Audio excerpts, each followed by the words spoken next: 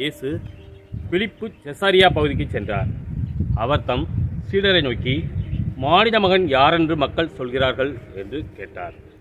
அதற்கு அவர்கள், சிலர் திருமுழுக்கு யோவான் எனவும், வேறு சிலர் எலியா எனவும், மற்றும் சிலர் எரேமியா அல்லது பிற இறைவாக்கினருள் ஒருவர் என்றும் சொல்கின்றனர் என்றார்கள்.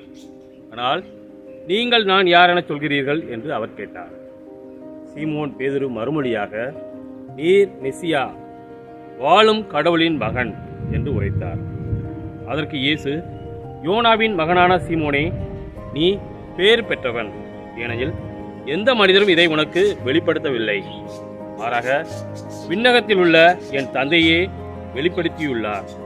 எனவே நான் உனக்கு கூறுகிறேன், உன் பெயர் பேதுரு. இந்த பாறையின் மேல் என் திருச்சபையை கட்டுவேன், பாதாளத்தின் வாயில்கள் அதன் மேல் வெற்றி கொள்ளா. விண்ணரசின் திறவுகோல்களை நான் உன்னிடம் தருவேன். மண்ணுலகில் நீ தடை செய்வது விண்ணுலகிலும் தடை செய்யப்படும், மண்ணுலகில் நீ அனுமதிப்பது விண்ணுலகிலும் அனுமதிக்கப்படும் என்றார். பின்னர் தாம் மெசியா என்பதை எவரிடம் சொல்ல வேண்டாம் என்று இயேசு சீடரிடம் கண்டிப்பாய் கூறினார்.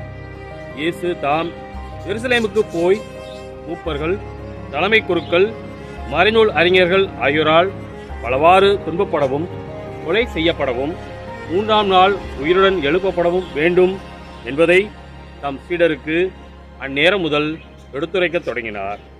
பேதுரு அவரை தனியே அழைத்து கடிந்து கொண்டு, ஆண்டவரே, இது வேண்டாம், இப்படி உமக்கு நடக்கவே கூடாது என்றார்.